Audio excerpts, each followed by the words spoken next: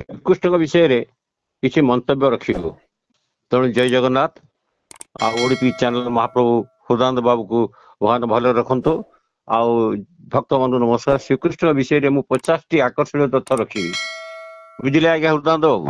ଆଜ୍ଞା ତେଣୁ ଆମେ ଯେତେବେଳେ ପୂଜା କରୁଛୁ ମାଙ୍କର, ଯେକୌଣସି ପୂଜା କରୁ, ମହାମାୟୀ ହଉ କାଳୀ ପୂଜା ହଉ, ତେଣୁ ଆମର ଯୋଉ ବସୁଦେବ ଥିଲେ, ଦେବକୀର ଅଷ୍ଟମ ସନ୍ତାନ ଥିଲେ ଶ୍ରୀକୃଷ୍ଣ। ସେ କ୍ଷତ୍ରିୟ ରୂପେ ଜନ୍ମ ନେଇଥିଲେ। କ୍ଷତ୍ରିୟ ରୂପରେ କେବେ ଜନ୍ମ ନେଇଥିଲେ? ଖ୍ରୀଷ୍ଟପୂର୍ବ 3228 ଭାଦ୍ର ମାସର କୃଷ୍ଣ ଅଷ୍ଟମୀରେ ଶ୍ରୀକୃଷ୍ଣ ଜନ୍ମ ହୋଇଥିଲା, ବୁଝିଲେ ଆଜ୍ଞା। ଆଜ୍ଞା ଶ୍ଵେତ ବରାହ ଯୋଉ ଅଛି ଆପଣଙ୍କର କଳ୍ପ ସପ୍ତମ ବୈବସ୍ୱତ ମନନ୍ତର 28ତମ ଦ୍ୱାପର ଯୁଗରେ ଶେଷରେ ଶ୍ରୀକୃଷ୍ଣ ଜନ୍ମ ଗ୍ରହଣ କରିଥିଲେ। 28ତମ ଦ୍ୱାପର ଯୁଗ, ବୁଝିଲେ। ଆଜ୍ଞା ହଁ, ତେଣୁ ସେ ତଥ୍ୟ ଗୁଡା ଦେବାକୁ ଅଛି ମୋର, ଯୋଉଟାକ ଦରକାର। ଶିଶୁ କୃଷ୍ଣଙ୍କୁ ମାନେ ବାସୁଦେବ ନେଇ ନନ୍ଦକ କନ୍ୟା ସହିତ ବଦଳି ଆଣିଥିଲା। ସେଉଠୁ ଯୋଉ କନ୍ୟା ଅନ୍ୟ କେହି ନୁହେଁ, ଯୋଉ ମାଙ୍କର ଏବେ ପୂଜା ହଉଛି କାଲି ନବରାତ୍ରି, ଯୋଗମାୟା, ସେଇ ଥିଲେ, ବୁଝିଲେ ଆଜ୍ଞା। ଆଜ୍ଞା ଋଷି ଗର୍ଗ ତାଙ୍କୁ କୃଷ୍ଣ ନାମ ନିଜେ ଦେଇଥିଲେ। କୃଷ୍ଣର ଅର୍ଥ କଣ ଆପଣ ଜାଣିଛନ୍ତି କି? ନାଇଁ ଆଜ୍ଞା। କୃଷ୍ଣର ଅର୍ଥ ହଉଛି ଆକର୍ଷଣ, ମାନେ ଆକର୍ଷକ। ଏହା କୃଷ୍ଣ ନାମ ନୁହେଁ, ସଠିକ ଉଚ୍ଚାରଣ ହଉଛି କୃଷ୍ଣ। ଆପଣଙ୍କ କାରାଗୃହରେ ଜନ୍ମ ନେଇ ସେ ତୁରନ୍ତ ଯଶୋଦା ନନ୍ଦକୁ ଆପଣଙ୍କର ପ୍ରେରଣା ଦେଇଥିଲେ ବା ପ୍ରେରଣା ହୋଇଥିଲେ। ତେଣୁ କୃଷ୍ଣ ଓ ବଳରାମ ଆପଣଙ୍କର ଉଜ୍ଜୟିନୀରେ ସନ୍ଦୀପନୀ ମୁନିଙ୍କର ଆଶ୍ରମରେ ଶିକ୍ଷା ଗ୍ରହଣ କରିଥିଲେ, ବୁଝିଲେ ଆଜ୍ଞା। ଆଜ୍ଞା ସେ ଚନ୍ଦ୍ରବଂଶୀ ଥିଲେ, ଯଦୁବଂଶୀ କ୍ଷତ୍ରିୟ ଥିଲେ। ସେମାନେ 64 ଦିନରେ ବେଦାଙ୍ଗ, 50 ଦିନରେ ଧନୁର୍ବେଦ, 12 ଦିନରେ ହସ୍ତି ଅଶ୍ଵ ଚାଳନ ଶିଖିଥିଲେ, ବୁଝିଲେ ଆଜ୍ଞା। ଆଜ୍ଞା ଗୁରୁକୂଳରେ ସୁଦାମଙ୍କ ସହ ପରିଚୟ ହୋଇଥିଲା। ଶିଶୁ କାଳରେ ସୁଦାମା ବା ସେ କଣ କରିଥିଲେ? ଶିଶୁ କାଳରେ ସେ ପୁତନା, ତୃଣାବର୍ତ, ବକାସୁର, ଅଘାସୁର, ଆଉ କାଳିୟ, କେଶୀ, ତାପରେ ଆପଣଙ୍କର ବନାସୁର, ନାଇଁ ଭୁଲି ହେଇଗଲା ଆଜ୍ଞା, କ୍ଷମା ମାଗୁଛି। ପୁତନା, ତୃଣାବର୍ତ, ସେଠୁ ବକାସୁର, ସେଠୁ ଅଘାସୁର, ସେଠୁ କାଳିୟ, କେଶୀ, ସେଠୁ ବନାସୁର, ସେଠୁ କାଳିୟ ଦଳନ ସହିତ 16ଟି ଅସୁରଙ୍କ କଥା ବା କାର୍ଯ୍ୟ ବଧ୍ୟ କରିଥିଲେ, ବୁଝିଲେ ଆଜ୍ଞା। ଆଜ୍ଞା ତେଣୁ ଆମର ଯୋଉ ଯୋଗମାୟାଙ୍କ ପୂଜା ହଉଛି, ଜନ୍ମର ଠାରେ ସେକୁ ଗୋକୁଳକୁ ପରେ ବୃନ୍ଦାବନକୁ ପ୍ରେରିତ ହୋଇଥିଲେ, ସବୁ ଯୋଗମାୟାଙ୍କ ସାହାଯ୍ୟରେ।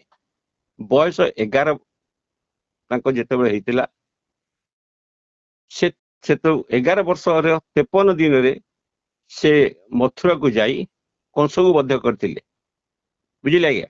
ଆଜ୍ଞା 13 ବର୍ଷରେ ମଥୁରାରେ ରହି ଜରାସନ୍ଧକୁ 17 ଥର ଆପଣ ପରାଜିତ କରିଥିଲେ, ବୁଝିଲେ ଆଜ୍ଞା।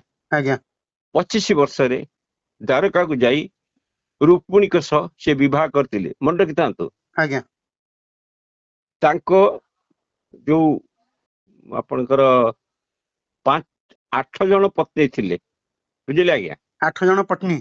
ହଁ, ନା କହିଯାଉଛି ରୁକ୍ମିଣୀ, ସତ୍ୟଭାମା, ଜାମ୍ବବତୀ, ଆପଣଙ୍କ ସତ୍ୟା, ଭଦ୍ରା, ଲକ୍ଷଣା, ମିତ୍ରବିନ୍ଦ୍ରା, କାଳନ୍ଦୀ, ମନେ ରଖିଲେ।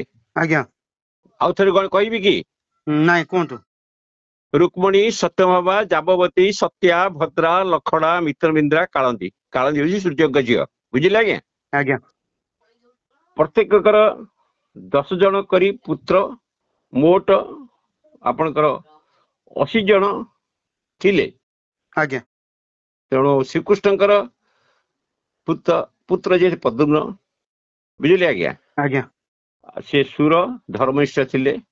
ଜାବବତୀଙ୍କ ପୁତ୍ର ଯିଏ ଥିଲେ ଶାମ୍ବ ଦ୍ରଷ୍ଟ, ଶିବଙ୍କ ଯୋଉ ବା ଭାବରେ ଏଇଭଳି ସେମାନେ ଆଶୀର୍ବାଦ ଯୁକ୍ତ କାମ କରିଥିଲେ।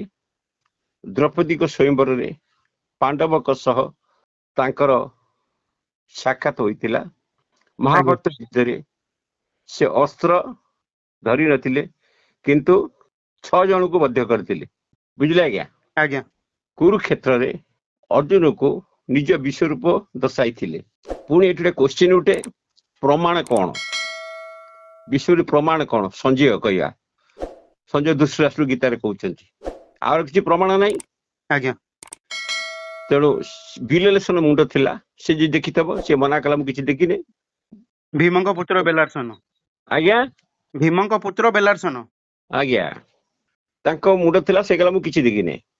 ସେଠୁ ମହାଭାରତ ଯୁଦ୍ଧରେ ଯଦି ଅସ୍ତ୍ର ଧରି ନଥିଲେ, ଆପଣଙ୍କର କୁରୁକ୍ଷେତ୍ରରେ ବିଶ୍ୱରୂପ ଦେଖେଇଥିଲେ।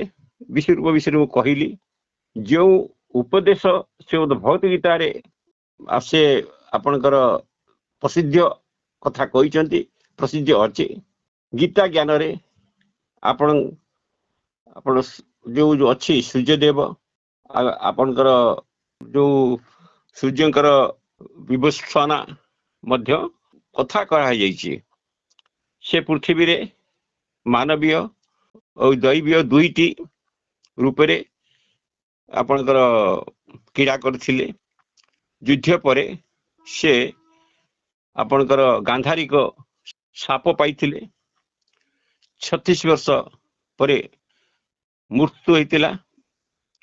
ଶେଷରେ ଉଦ୍ଧବଙ୍କୁ ରାଧାଙ୍କ ପାଖକୁ ସନ୍ଦେଶ ପଠାଇଥିଲେ। ଶେଷ ଥର ପିତାମାତା ନନ୍ଦଯଶୋଦାକୁ ସାକ୍ଷାତ କରିଥିଲେ। ବଳରାମ ସମାଧିରେ ବସି ଦେହ ତ୍ୟାଗ କରିଥିଲେ। ଶ୍ରୀକୃଷ୍ଣ ଆପଣଙ୍କର ଯୋଉ ଯଜ୍ଞ ତଳେ ବସି ଆପଣ ଚତୁର୍ଭୁଜ ରୂପ, ତେଜମୟ ରୂପ ହେଇଥିଲେ। ବୁଝିଲେ ଆଜ୍ଞା। ଗଛ ଆଜ୍ଞା ତଳେ, ଯଜ୍ଞ ମାନେ ଗଛ ତଳେ ବସି ବୋଲେ ଅସୁସ୍ଥ। ଆଜ୍ଞା ତେଣୁ ତାପରେ ଆଉ ଗୋଟେ ଗଲା ଯୋଉଟିକ ରହିଲା ଜରା ନାମକ ଏକ ଶିକାରୀ ଶବର ତାଙ୍କ ପାଦକୁ ହରିଣ ଭାବି ସଗ ମାରିଥିଲା। ଜରାର ପୂର୍ବଜନ ବିଷୟ କହିବି ଆଜ୍ଞା କହିବି। ସେ ତାକୁ ନିର୍ଦ୍ଦେଶରେ ମାରିଥିଲେ। କାହାକୁ? ସୁଗ୍ରୀବ କଥାରେ ବଳିକି ମଧ୍ୟ କରିଥିଲେ। ଆଜ୍ଞା ବଳି ଜରା ହେଇକି ତାକୁ ସେ ମାରିଥିଲା। ତେଣୁ ଜରା ପୂର୍ବଜନରେ ବଳି ଥିଲା। ରାମ ଅବତାରରେ କର୍ମଫଳ ସେ ଭୋଗିଲେ। ତେଣୁ ଆପଣଙ୍କର ଯୋଉ ଭୋଗିବା ପରେ ଯୋଉଠି ପ୍ରଭୁ ଭୁଲ କଲେ, ପ୍ରଭୁ ଭୋଗୁଛନ୍ତି। ଆମେ ମାନବ ହେଇକି ଯଦି କୌଣସି ଭୁଲ କରିବା, ସେ ଫଳରୁ ଆମେ ବଞ୍ଚି ପାରିବା କି? ନାଇଁ ଆଜ୍ଞା ତେଣୁ ସେଇ କଥା କହିବା କଥା। ଏଇ ଯୋଉ ମହାମାୟୀଙ୍କ ପୂଜା ଆସୁଛି, ଆକୁ ପ୍ରଭୁ ଶ୍ରୀକୃଷ୍ଣ ନିଜେ ସୃଷ୍ଟି କରିଛନ୍ତି। ବୁଝିଲେ ଆଜ୍ଞା। ଆଜ୍ଞା ଏଇ ସକାଶେ ଆପଣଙ୍କୁ ଏଗୁଡିଏ କଥା କହୁଛି ଯେ ନାତି ଥିଲେ, ତାଙ୍କ ନାଁ ଆପଣ ଜାଣିଛନ୍ତି? କୃଷ୍ଣଙ୍କର ନାତି? ହଁ। ନାଇଁ ଆଜ୍ଞା। ଆଚ୍ଛା, କୃଷ୍ଣଙ୍କ ନୀତି କି ଜାଣିଛନ୍ତି? କୃଷ୍ଣ କୋଉ ନୀତିରେ ଚଳୁଥିଲେ? ସେ ବି କଣ ଗୋଟେ ମୁଁ ଜାଣିନି। କୃଷ୍ଣଙ୍କର ନୀତି ବା ନାତି ଆପଣଙ୍କର ଲୀଳା କ୍ଷେତ୍ରରେ ସେ ତାକୁ ସ୍ଥାପନା କରିଥିଲେ। ଆପଣ ଦ୍ୱାରକା ସମୁଦ୍ରରେ ସେ ତାଙ୍କ ଆଗରେ ବିଲୀନ ହେଇଥିଲା। କେମିତି ହେଇଥିଲା? ଆ ପୂର୍ବରୁ ଗୋଟେ ଏପିସୋଡରେ ମୁଁ କହିଛି ଯେ ଯେତେବେଳେ ବ୍ରହ୍ମ ଚାଲିଯାଏ ଆପଣଙ୍କର ସଂସାରରୁ, ଦାରୁ ରୂପରେ ଆସେ, ସେତେବେଳେ ପ୍ରଳୟ ହୁଏ। ଯେତେବେଳେ ଜଗନ୍ନାଥ କଳ୍କି ରୂପରେ ଧାରଣ କରିବେ, ସେତେବେଳେ ପ୍ରଳୟ ହବ। ବୁଝିଲେ ଆଜ୍ଞା। ଆଜ୍ଞା, ଆଜ୍ଞା ଆଜ୍ଞା ଦ୍ୱାପର ଯୁଗର ଶେଷ ଆପଣ ଜାଣିଛନ୍ତି? ନାଇଁ ଆଜ୍ଞା। ଖ୍ରୀଷ୍ଟ 3102 3102। ଆଜ୍ଞା ଶ୍ରୀକୃଷ୍ଣଙ୍କ ଆୟୁଷ କେତେ ଜାଣିଛନ୍ତି କି? ନାଇଁ ଆଜ୍ଞା। 125 ବର୍ଷ 8 ମାସ 7 ଦିନ। ଜାଣିଛନ୍ତି କି? ଲେଖନ୍ତୁ। ତେଣୁ ଜନ୍ମାଷ୍ଟମୀ ବ୍ରତ 20 କୋଟି ଏକାଦଶୀ ଯୋଉ ସମାନ ଆପଣ କରୁଛନ୍ତି ପୁଣ୍ୟ, ମୁଁ ଯୋଉ କଥାକୁ କହିଲି ବର୍ତ୍ତମାନ, ବୁଝିଲେ ଆଜ୍ଞା? ଆଜ୍ଞା ତାଙ୍କର ଏଇ ସବୁ କଥା ଯିଏ ଜାଣିଛନ୍ତି ସେଇ ଦୀନବନ୍ଧୁ ନିରାଶଙ୍କ ସଙ୍ଗ ସେ ପାଇଛନ୍ତି। ତେଣୁ ସେଣୁ ଏଇ ଯୋଉ କଥା ଗୁଡ଼ିକ କହିଲି ଏକୁଟ ଶ୍ରୀକୃଷ୍ଣ ଅର୍ପଣ ମସ୍ତୁ। ତେଣୁ ଏ କଥା ଶୁଣିଲେ ଆମର 20 କୋଟି ଏକାଦଶୀ କଲେ ଯେତିକି ଫଳ ମିଳେ, ଏ କଥା ଶୁଣିଲେ ସେତିକି ଫଳ ମିଳିବ। ବୁଝିଲେ ଆଜ୍ଞା? ଆଜ୍ଞା ମୁଁ ଆଜି କାହିଁ କହିଲି, ଏ ଯୋଉ ମହାମାୟୀ ପୂଜା ଜଗତରେ ଚାଲିଛି, ଶ୍ରୀକୃଷ୍ଣ କହିଥିଲେ ହେ ମା ତୁ ମତେ ଦ୍ୱାପର ଯୁଗ ସାଧକ, ତୁ ଏମିତି କାଳି କଙ୍କାଳି ଗଣବାଳି ପୂଜା ପାଇବୁ, ଚାରିରେ ପୂଜା ପାଇବୁ ବୋଲି ଶ୍ରୀକୃଷ୍ଣ କହିଥିଲେ। ବୁଝିଲେ ଆଜ୍ଞା? ଆଜ୍ଞା କିନ୍ତୁ ଆମ ଚଣ୍ଡୀ ଯୋଉ କରୁଛୁ ତା ଦିହରେ ସୁରଥ ରାଜା ବୈଶ୍ୟକୁ ମେଧାମୁନି କହିଥିଲେ। ଏଟା ଶ୍ରୀକୃଷ୍ଣଙ୍କର କାହିଁ କହିଲୁ, ଆମେ ଯେତେ ଦୁର୍ଗା ପୂଜା କରୁ, ଯେତେ କାଳୀ ପୂଜା କରୁ, ଏତେ କର୍ମ ଶ୍ରୀକୃଷ୍ଣ ଭଗବାନ ଅର୍ପଣ ମସ୍ତୁ, ଶ୍ରୀକୃଷ୍ଣ ଅର୍ପଣ ମସ୍ତୁ। ବୁଝିଲେ ଆଜ୍ଞା? ଆଜ୍ଞା ଆଉ ଶ୍ରୀକୃଷ୍ଣ ହଉଛନ୍ତି ସେଇ କାଳି, ସେଇ କରାଳି, ସେଇ ଏଇ ଯୋଉ ପ୍ରଳୟ ହବ। ଯେମିତି ଶ୍ରୀକୃଷ୍ଣ ଗଲା ପରେ ଆପଣ ସମୁଦ୍ରକୁ ଆସିଥିଲା ଦ୍ୱାରିକାକୁ, ଆପଣ ଶୁଣିଛନ୍ତି ବା ଆଜି ମୁଁ କହିଲି। ଆଜ୍ଞା ତେଣୁ ସେଇଭଳି ଏବେ ଯୋଉ ପ୍ରଳୟଟା ହବ, ଯେତେବେଳେ କଳ୍କି ଆସିବେ, ଯୋଉମାନେ କହୁଛନ୍ତି କଳ୍କି ଆସିଛନ୍ତି ସବୁ ଚ୍ୟାନେଲ କହୁଛି, କିନ୍ତୁ ମୋର କହିବା କଥା କଳ୍କି ଏପର୍ଯ୍ୟନ୍ତ ଆସିନାହାନ୍ତି। କଳ୍କି ଆସିଲା ବେଳେ ପୁରୀରେ ପ୍ରଳୟ ହବ, ପୁରୀ ମନ୍ଦିର ବୁଡିଯିବ ଆଜ୍ଞା। ଆଜ୍ଞା ହଁ, ଏକଥା ଆପଣଙ୍କୁ କହିବାର ଆଦି ଉଦ୍ଦେଶ୍ୟ ହଉଛି କଣ? କାଲି ହଉଛି ଆମର ଆପଣଙ୍କ ନବରାତ୍ରି। ତେଣୁ ଆପଣ ମାନେ ଏଇ କଥାଟାକୁ ନିଜର ଇଏରେ ନିଜେ ମନେ ରଖନ୍ତୁ। ଆଚ୍ଛା ହଉ, ମୁଁ ଏତିକି ରହୁଛି। ସମସ୍ତଙ୍କୁ ଭଗବାନ ଭଲ ରଖନ୍ତୁ। ଗଙ୍ଗେ ହର ନର୍ମଦେ ହର ଜଟାଶଙ୍କର ହର ହର ମହାଦେବ।